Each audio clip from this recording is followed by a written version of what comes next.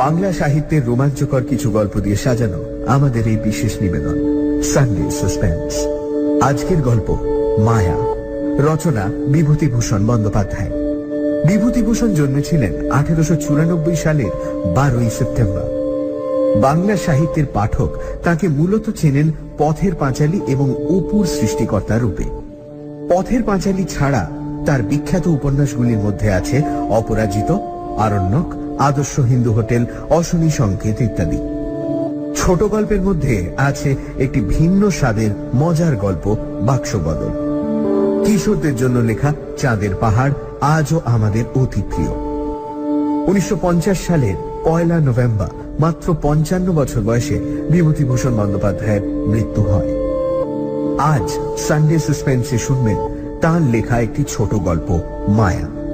এই গল্পটা আমরা নিয়েছি বিভূতিভূষণ বন্দ্যোপাধ্যায় অলৌকিক গল্প সম্ভার এই সংকলনটি থেকে। প্রধান চরিত্রে গল্পের কথক নিবারণ চক্রবর্তী, দোকানি এবং ভূতেরা। গল্প পাঠে মীর, গল্পের সূত্রধার দীপ। শুরু হচ্ছে মায়া।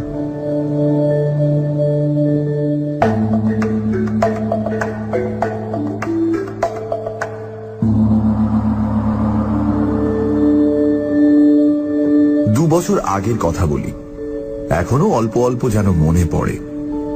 সব ভুল হয়ে যায়। কি করে এলাম এখানে? বগুলা থেকে রাস্তা চলে গেল সিঁদরানির দিকে। চলি সেই রাস্তা ধরেই। রাঁধুনি বামুনের চাকরিটুকু ছিল অনেক দিনের, আজ তা গেল। যাক, তাতে কোনো দুঃখ নেই। দুঃখ এই অবিচার চাকরিটা গেল। ঘি চুরি আমি করিনি, কে করেছে আমি জানিও না, অথচ বাবুদের বিচারে আমি দোষী সাব্যস্ত হলাম। শান্তিপাড়া সর্ষে বেজের ডাঙ্গা পার হতে বেলা দুপুর হয়ে গেল। খিদেও বেশ পেয়েছে।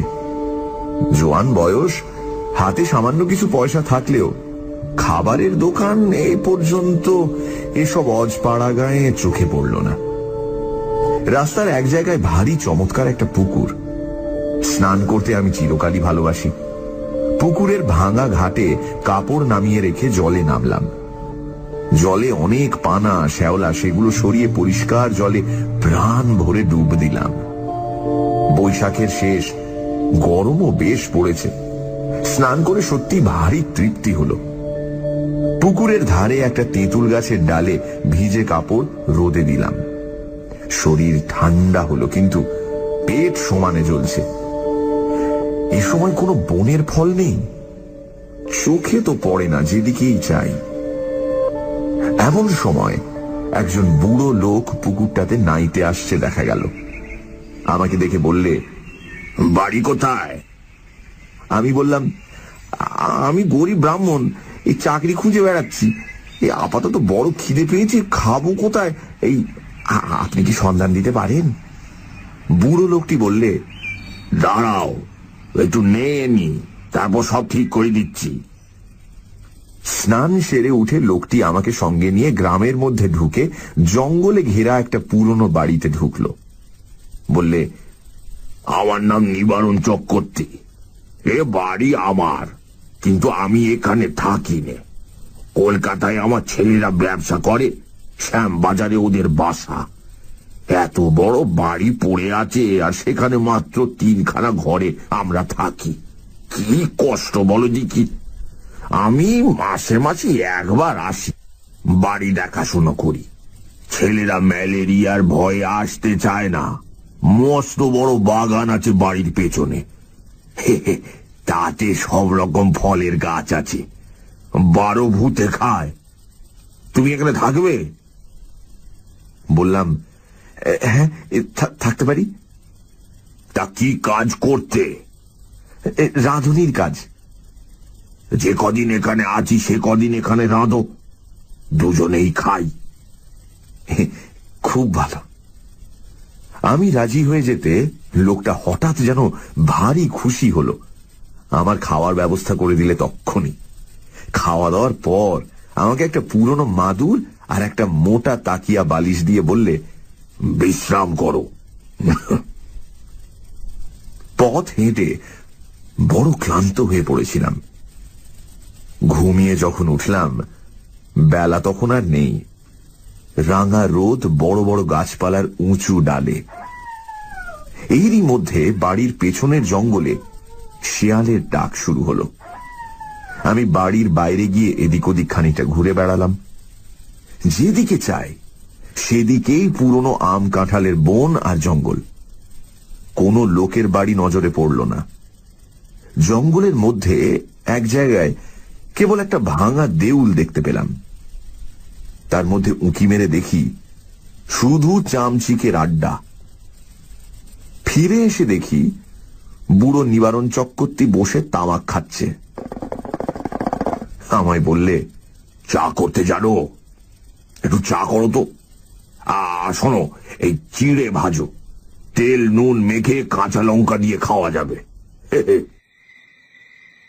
সন্ধ্যের পর বললে, এই ভাত চড়িয়ে দাও, সরু আতপ আছে, গাওয়া ঘি আছে, আলু ভাতে ভাত। ব্যাস। জি আজ্ঞে। তোমার জন্য ঝিঙের একটা তরকারি করে নিও। ঝিঙে আছে রান্নাঘরের পেছনে। আলো হাতে নিয়ে তুলে আনো এই বেলা। আরেকটা কথা, রান্নাঘরে সব সময় আলো জেলে রাখবে। তা তো রাখতেই হবে, অন্ধকারে কি আর রান্না করা যায়? হ্যাঁ, তাই বলছি। মস্ত বড় বাড়ি, ওপরে নিচে বোধহয় 14-15 খানা ঘর, এছাড়া টানা বারান্দা। 2-4 খানা ছাড়া অন্য সব ঘরে তালা দেওয়া। রান্নাঘরের সামনে মস্ত বড় লম্বা রোয়াক। রোয়াকের ও মুড়োয় 4-5টা নারকোল গাছ আর একটা বাতাবি লেবুর গাছ। ঝিঙে তুলতে হলে এই লম্বা রোয়াকের ও মুড়োয় গিয়ে আমায় উঠোনে নামতে হবে, তারপর ঘুরে রান্নাঘরের পেছন দিকে যেতে হবে। তখনও সম্পূর্ণ অন্ধকার হয়নি। আলোর দরকার নেই ভেবে আমি এমনি শুধু হাতেই ঝিঙে তুলতে গেলাম। বাবা, কি আগাছার জঙ্গল রান্নাঘরের পেছনে! বুনো ঝিঙে গাছ, যাকে ইঁটো গাছ বলে, অর্থাৎ এমনি বীজ পড়ে যে গাছ হয় তাই। অনেক ঝিঙে ফলেছে দেখে বেছে বেছে কচি ঝিঙে তুলতে লাগলাম। হঠাৎ আমার চোখে পড়ল একটি বউ মতোকে মেয়ে ছেলে আমার সামনাসামনি হাত 10 দূরে ঝোপের মধ্যে নিচু হয়ে আধ ঘোমটা দিয়ে আমারই মতো ঝিঙে তুলছে। দুবার আমি চেয়ে চেয়ে দেখলাম, তারপর পেছন ফিরে 7-8টা কচি ঝিঙে তুলে নিয়ে চলে আসবার সময় আরেকবার চেয়ে দেখলাম। দেখি বউটি তখনও ঝিঙে তুলছে।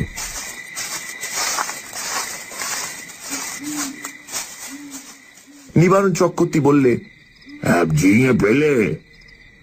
আগে হ্যাঁ, এই অনেক ঝিঙে হয়ে আছে। আরেকজন কে তুলছিল? নিবারণ বিস্ময়ের সুরে বললে, কোথায়?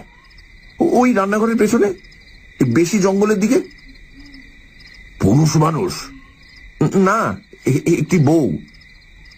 নিবারণ চক্রবর্তীর মুখ কেমন একটা হয়ে গেল। বলল, কোথায় বউ? চলো দেখি। আমি ওকে সঙ্গে করে রান্নাঘরের পেছনে গিয়ে দেখি, কই কিছুই না। নিবারণ বলল, কই বউ? হ্যাঁ, ওই তো ওখানে ছিল, ওই ঝোপটার কাছে। সব চলো চলো, দিন দুপুরে বউ দেখলে অমনি। আমি একটু আশ্চর্য হলাম। যদি একজন পাড়া গাঁয়ের বউ ঝি দুটো জঙ্গলি ঝিঙে তুলতে এসেই থাকে, তবে তাতে খাপ্পা হওয়ার কি আছে ভেবে পাই না। তাছাড়া আজ না হয় উনি এখানে আছেন, কাল যখন কলকাতায় চলে যাবেন তখন বুনো ঝিঙে কে পাহারা দেবে? রাতে খাওয়া দাওয়ার পর চক্রবর্তী বুড়ো আবার সেই ঝিঙে চুরির কথা তুলল। বলল, আলো নিয়ে যাওনি কেন ঝিঙে তুলতে? তোমায় আমি আলো হাতে নিয়ে যেতে বলেছিলাম, মনে আছে? তা যাওনি কেন? আমি বুঝলাম না তাতে কি দোষ হলো। বুড়োটা খিটখিটে ধরনের। বিনা আলোতে যখন সব আমি দেখতেই পাচ্ছি, এমনকি ঝিঙে চুরি করা বউকে পর্যন্ত, তখন আলো না নিয়ে গিয়ে দোষটা করেছি কি? বুড়ো বললে, না না, সন্ধ্যের পর সব সময় এই আলো কাছে রাখবে। কেন? তাই বলছি বলে। তোমার বয়স কত? 37-38 হবে। অনেক কম বয়স আমাদের চেয়ে। আমার এই হলে গিয়ে 63।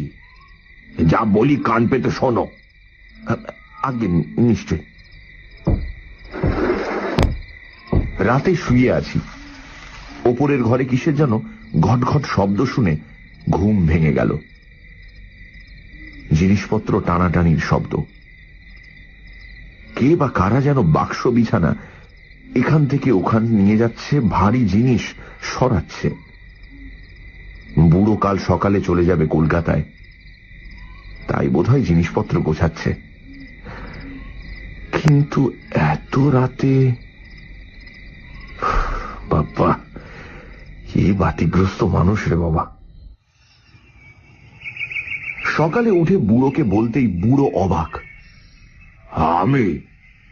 হ্যাঁ, অনেক রাতে। ও হ্যাঁ, না, ঠিক ঠিক ঠিক, আমাকে বললেই হতো, আমি গুছিয়ে দিতাম। চক্রবর্তী বুড়ো আর কিছু না বলে চুপ করে গেল। বেলা 9টার মধ্যে আমি ডাল ভাত আর ঝিঙে ভাজা রান্না করলাম। খেয়ে দিয়ে পোঁটলা বেঁধে সে রওনা হলো কলকাতায়। যাবার সময় বারবার বলে গেল, নিজের ঘরের লোকের মতো থেকো ঠাকুর। পেয়ারা আছে, আম কাঁঠাল আছে, উৎকৃষ্ট পেঁপে আছে, তরি তরকারি পোঁতো আমার খাস জমি পড়ে আছে 3 বিঘে। ভদ্রাসন হলো 1.5 বিঘের ওপর। লোকের অভাবে জঙ্গল হয়ে পড়ে আছে। খাটো খাটো তরকারি উৎপন্ন করো, খাও, বেচো, আর তোমার নিজের বাড়ি ভাববে, দেখাশুনো করো, থাকো, ভাবনা নেই। আর একটা কথা। কি? চক্রবর্তী বুড়ো অকারণে সুরটা নামিয়ে নিয়ে বলল, কত লোকে আছে এমন ভাঙচি দেবে, কারো কথা শোনো না যেন। বাড়ি দেখাশোনা যেমন করবে, নিজের মতো থাকবে, কোনো কথায় কান দেবে না। গাছের ফল ফুলুরি তুমিই খাবে, 2টো ঘর খোলা রইল এই তোমার জন্যে। গেলাম গো। বুড়ো চলে গেল, আমাকে যেন আকাশে তুলে দিয়ে গেল। আরে এত বড় বাড়ির বড় বড় 2খানা ঘর আমার ব্যবহারের জন্য রয়েছে, তাছাড়া বারান্দা, রান্নাঘর, রোয়াক এসব তো আছেই। বাড়িতে পাতকুয়ো, জলের কষ্ট নেই, শুকনো কাঠ যথেষ্ট, কাঠেরও কষ্ট নেই। 10টা টাকা আগাম দিয়ে গিয়েছে বুড়ো। প্রায় আধমনটাক সরু আতপ চালও আছে, আর গাছ ভরা আম কাঁঠাল। এই যেন ভগবানের দান আকাশ থেকে পড়ল হঠাৎ। সানডে সাসপেন্স শুনছেন বিভূতিভূষণ বন্দ্যোপাধ্যায় লেখা মায়া। এক গরিব ব্রাহ্মণ চাকরির খোঁজে আজ পাড়া গায়ে এসেছে। সেখানে তার দেখা নিবারণ চক্রবর্তীর সঙ্গে। নিবারণ তাকে ও নিজের খালি বাড়িতে নিয়ে গেল, আর ব্রাহ্মণকে রাঁধুনির কাজ দিল, আর বলল বাড়িটার দেখাশোনা করতে। গল্পের কথক মানে এই রাঁধুনি বামুন নিবারণ চক্রবর্তীর কথা মতো বাড়ির পেছন থেকে ঝিঙে তুলতে গেল। আগাছার জঙ্গলে ঢুকে সে দেখল একটি বউ ঝিঙে তুলতে এসেছে। রাতে ওপরের ঘর থেকে শোনা গেল ভারী জিনিসপত্র টানাটানি শব্দ। পরের দিন সকালে বুড়ো নিবারণ চক্রবর্তী চলে যাওয়ার আগে বলে গেল বামুন যেন লোকজনের আজে বাজে কথায় কান না দেয়। বামুন এত বড় বাড়ি, ফল সবজির বাগান ইত্যাদি দেখে হাতে চাঁদ পেল। তারপর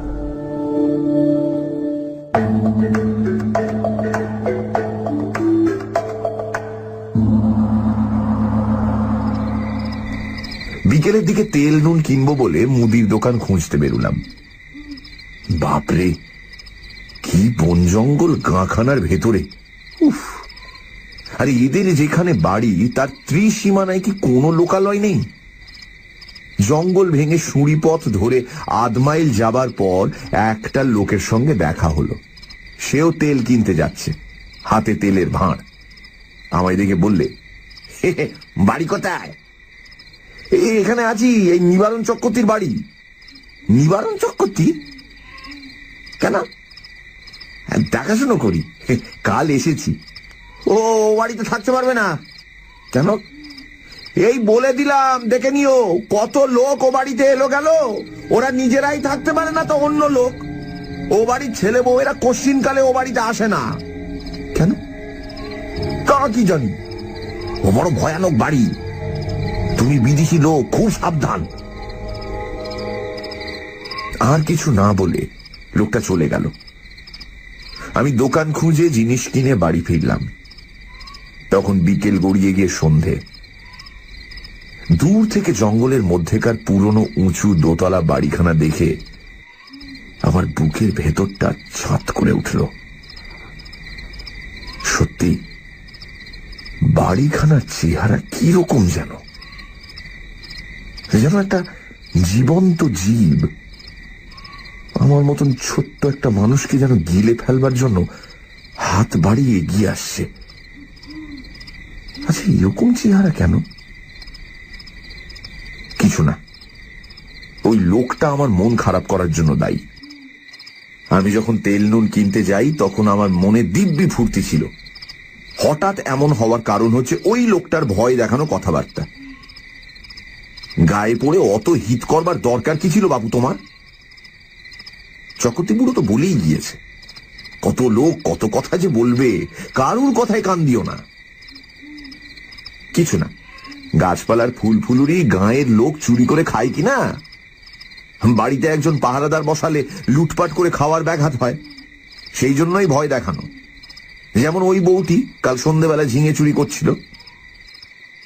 অনেক দিন এমন আরামে থাকিনি। বিনা খাটুনিতে পয়সা রোজগারের এমন সুযোগ জীবনে কখনো ঘটেনি। নিজের জন্য শুধু 2টো রান্না, মিটে গেল কাজ। সকাল সকাল রান্না সেরে নিয়ে নিচের বড় রোয়াকে বসে আপন মনে গান গাইতে লাগলাম। এত বড় বাড়ির আমি মালিক, কারো কিছু বলবার নেই আমাকে, যা খুশি করব। হঠাৎ ভয়ানক আশ্চর্য হয়ে গেলাম। দোতলার নালির মুখ দিয়ে পড়তে লাগলো জল, যেমন ওপরের বারান্দাতে কেউ হাত পা ধুলে জল পড়ে। বেশ মোটা ধারায় জল পড়তে লাগলো।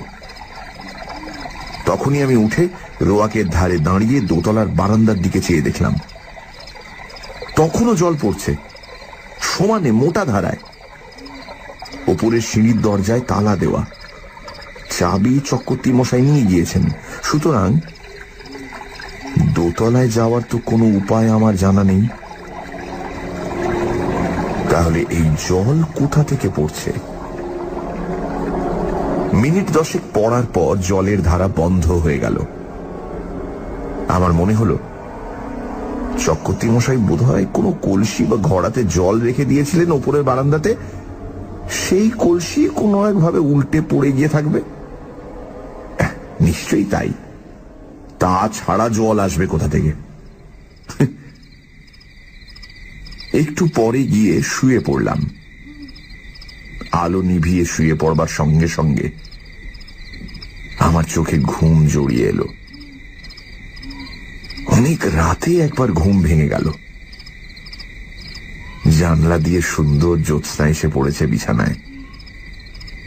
কি একটা ফুলের গন্ধ পাচ্ছি, বেশ সুবাস কিন্তু ফুলের। কি ফুল? ঘুমের ঘরেই ভাবছি, এমন কোন সুগন্ধওয়ালা ফুল তো বাড়ির কাছাকাছি দেখিনি। তড়াক করে লাফিয়ে উঠলাম। ওকে, জানলার সামনে দিয়ে একটি বউ চলে গেল রোয়াকে বেয়ে। হ্যাঁ হ্যাঁ, স্পষ্ট দেখেছি, ভুল হবার নয়। আমি তক্ষুনি উঠে দরজা খুলে রোয়াকে গিয়ে দাঁড়ালাম। রোয়াকে দাঁড়াতে দুটো জিনিস আমার কাছে স্পষ্ট হলো। প্রথম, সেই ফুলের সুবাসটা রোয়াকে অনেকখানি ঘন। ওই বউটি যেন এই সুবাস ছড়িয়ে দিয়ে গেল এই কতক্ষণ। না, কোনো ফুলের সুবাস নয়। তাহলে এটা কিসের সুবাস? কিছুতেই মাথায় আসছে না। কেমন একরকম যেন লাগছে, একরকম নেশার মতো। বাইরে কেন এসেছি? ও, কি একটি বউ রোয়াকে বেয়ে খানিক আগে চলে গিয়েছিল, সেই ছড়িয়ে গেছে এই তীব্র সুবাস। কিন্তু কোনো দিকে নেই তো সে। গেল কোথায়? সেই রাতে সেই পর্যন্ত। কতক্ষণ পরে ঘরে এসে শুয়ে ঘুমিয়ে পড়লাম। সকালে উঠে মনে হলো সব স্বপ্ন। মনটা বেশ হালকা হয়ে গেল। কাজকর্মে ভালো করে মন দিলাম। বন জঙ্গল কেটে কিভাবে তরিতরকারির চাষ করব সেই আলোচনা করতে লাগলাম মনের মধ্যে। একটা অসুবিধে এখানে থাকবার, বড্ড একা থাকতে হয়। কাছাকাছি যদি একঘর লোকও থাকতো তো এতটা কষ্ট হতো না। কথা বলবার একটা লোক নেই, এই হলো মহা কষ্ট। সেদিন দুপুরে একটা ঘটনা ঘটল। আমি ভাত নামিয়ে হাঁড়ি রাখতে যাচ্ছি, এমন সময় দোতলার বারান্দাতে অনেক লোক যেন একসঙ্গে হেসে উঠল।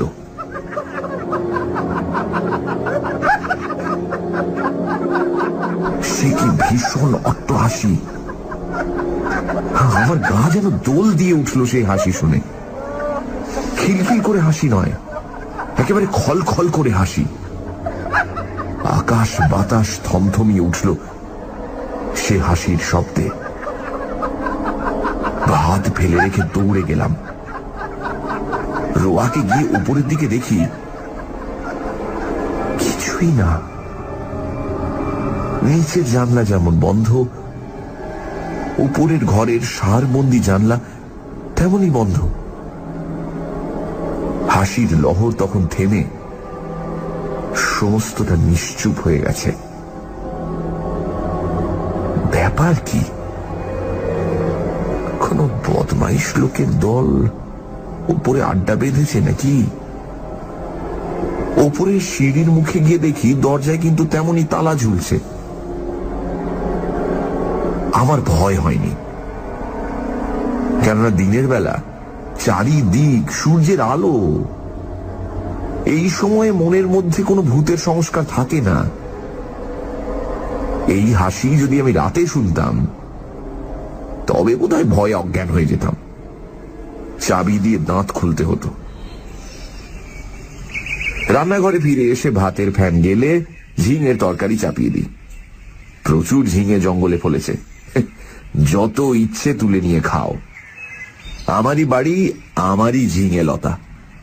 মালিক হওয়ার যে একটা মাদকতা আছে তা কাল থেকে বুঝছি। আমার মতো গরিব বাবুনের জীবনে এমন জিনিস এই প্রথম। কান পেতে রইলাম ওপরের ঘরের কোনো শব্দ আসে কিনা শুনতে। ছুঁচ পড়বার শব্দও পেলাম না। খেয়ে দিয়ে নিজের মনে বিছানায় গিয়ে শুয়ে ঘুমিয়ে পড়েছি। ঘুমের ঘোরে শুনছি ঘরের মধ্যে অনেক লোক কথাবার্তা বলছে, হাসছে। ঘুমের মধ্যেও আমি ওদের কথাবার্তা যেন শুনছি। যেমন কোন বিয়ে বাড়িতে ঘর ভর্তি লোকের মধ্যে ঘুমিয়ে পড়লে লোকজনের গলার শব্দ ঘুমের মধ্যে পাওয়া যায়। হয়তো সবটাই আমার মনের ভুল। মনের সেই যে ভাব হয়েছিল হাসি শুনে, এটা হয়তো তারই ফল। এরপর 9 দিন আর কোনো কিছু ঘটেনি। মানুষের মনের অভ্যেস অপ্রীতিকর জিনিসগুলো তাড়াতাড়ি দিব্যি ভুলে যেতে চায়, পারেও ভুলে যেতে। আমি নিজের মনকে বোঝালাম, ওসব কিছু না, কি শুনতে কি শুনেছি, বউ দেখা চোখের ভুল, হাসি শোনাও কানের ভুল, ভুল ভুল সব ভুল। এই 9 দিনে আমার শরীর বেশ সেরে উঠল। খাই দাই আর শুধু ঘুমোই, কাজকর্ম তো কিছুই নেই। কেমন একরকমের কুড়েমি পেয়ে বসেছে আমাকে। আমি সাধারণত খুব খাটিয়ে লোক, শুয়ে বসে থাকতে একদম ভালোবাসি না, কিন্তু অনেক দিন ধরে অতিরিক্ত খাটুনির ফলে কেমন একরকমের অবসাদ এসে গেছে। শুধুই আরাম করতে ইচ্ছা হয়। 9 দিনের দিন বিকেলে মনে হলো রান্নাঘরের পেছনে সেই ঝিঙের জঙ্গলটা কেটে একটু পরিষ্কার করি। ঝিঙের লতাগুলো বাঁচিয়ে অবশ্য, ওখানে ঝালের চারা পুঁতব। আর একটা চাল কুমড়োর এঁটো লতা হয়েছে এই জঙ্গলের মধ্যে, সেটা বাঁশের কঞ্চি দিয়ে রান্নাঘরের ছাদে উঠিয়ে দেব। এ বাড়িতে কাজ করে সুখ আছে, কেননা দা, কোদাল, কাস্তে, নিড়েন, শাবল, কুড়ুল সব সব মজুদ আছে, ঘরের কোণে একটা হাত করাত পর্যন্ত। অল্প কিছুক্ষণ মাত্র কাজ করেছি, আধ ঘন্টাও হবে না। হঠাৎ দেখি সেই বউটি আবার ঝিঙে তুলতে এসেছে। নিচু হয়ে ঝোপের মধ্যে ঝিঙে তুলছে। সঙ্গে সঙ্গে দোতলার ঘরগুলোর মধ্যে এক মহা কলরব শুরু হলো। অনেকগুলো লোক, আন্দাজ 50 একসঙ্গে যেন হই হই করে উঠল। সব দরজা জানলা যেন একটা ঝড়ের ঝাপটা লেগে একসঙ্গে খুলে গেল। বোম কাটা ফেলে আমি ওপর দিকে চেয়ে দেখলাম, সামনের রোয়াকে এসে দাঁড়ালাম। কই, একটা দরজা জানলার কপাটও তো খোলেনি দোতলা, যেমন ছিল তেমনি আছে। ব্যাপার কি? এই বাড়িটার মৃগী রোগ আছে নাকি? মাঝে মাঝে এমন বিকট চিৎকার ওঠে কেন? এবার তো ভুল হবার কোনো কথা নয়। সম্পূর্ণ সুস্থ মনে কাজ করতে করতে এই চিৎকার আমি শুনেছি, এই মাত্র শুনেছি। এখন আবার চারিদিক নিঃশব্দ, কোনো দিকে কোনো শব্দ নেই। সেই বউটি আবার ঝিঙে তুলতে এসেছে এই গোলমালের মধ্যে। দৌড়ে গেলাম রান্নাঘরের পেছনে, সেখানেও কেউ নেই। সেদিন রাতে একটা ঘটনা ঘটল, ভারী মজার ঘটনা বটে। খেয়ে দিয়ে সবে শুয়েছি, সামান্য একটু ঘুম এসেছে। এমন সময় কিসের শব্দে ঘুমটা ভেঙে গেল। চেয়ে দেখি আমার বিছানার চারিপাশে অনেক লোক জড়ো হয়েছে। তাদের সবারই মাথায় লাল পাগড়ি, হাতে ছোট ছোট লাঠি। আশ্চর্যের বিষয়, সকলেরই মুখ দেখতে একরকম, একই লোক, যেন 50টা হয়ে আছে। এরকম মনে হয় প্রথমটা। অনেকগুলো আয়নাতে যেন একটা মুখই দেখছি। কে যেন বলে উঠল, আমাদের মধ্যে আজ কে যেন এসেছে।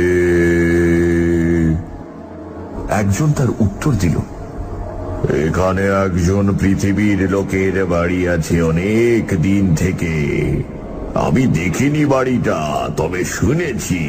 যারা দেখতে জানে তারা বলে সেই বাড়ির মধ্যে একটা লোক রয়েছে।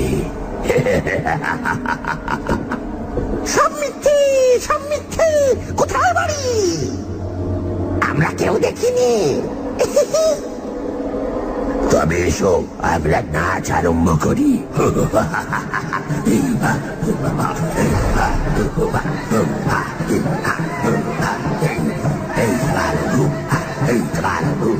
বাপরে বাপ, কথাই বলে ভূতের নৃত্য।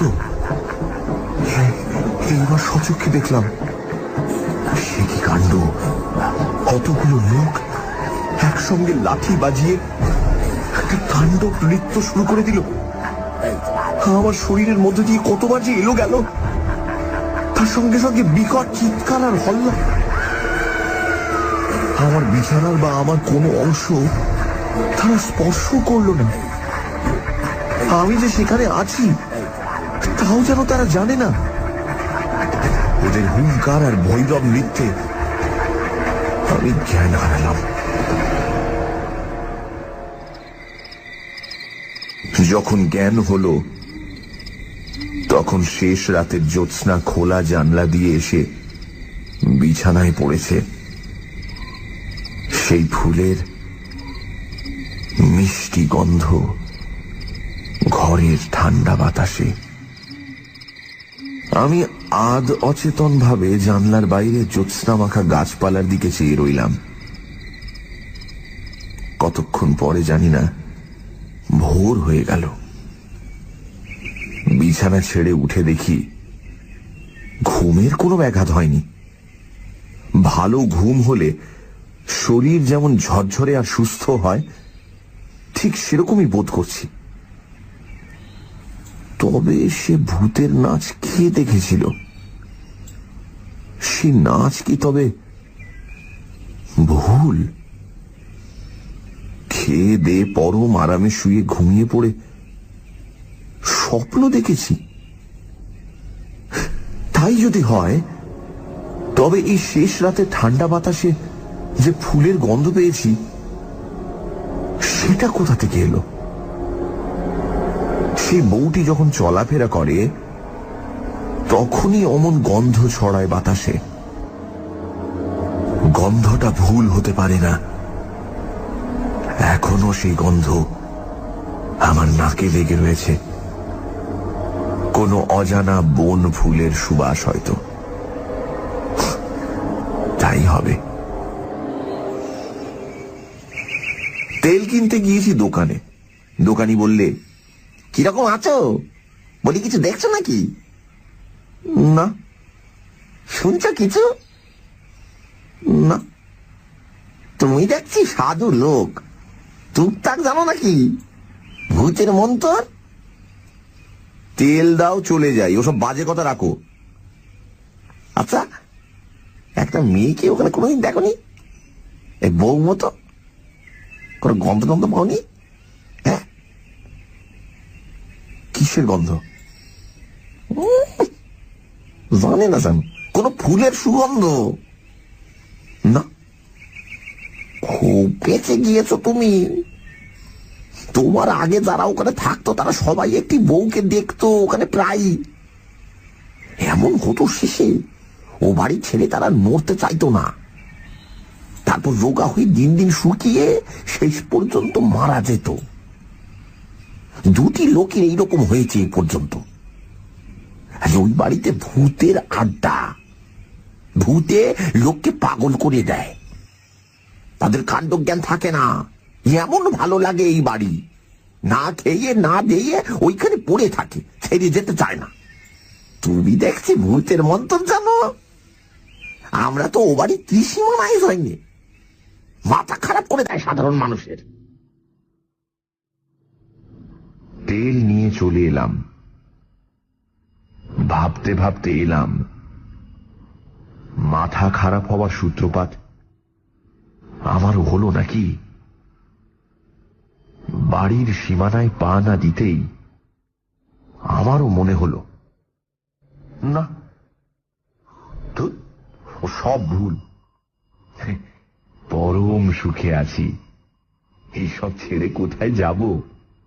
বেশ আছি, খাসা আছি, তোফা আছি। সেই থেকে আজ 2 বছর পড়ে আছি এই বাড়িতে। চক্রবর্তী মশাই মাইনে টাইনে কিছুই দেয় না, তাতে আমারও কিছু আসে যায় না। বাড়ি দেখাশুনো করি, বেগুন কলা বেচি, দিন রাত ওদের নৃত্য দেখি, ওদের মধ্যেই বাস করি। এক পাও যায়নি এই বাড়ি ছেড়ে।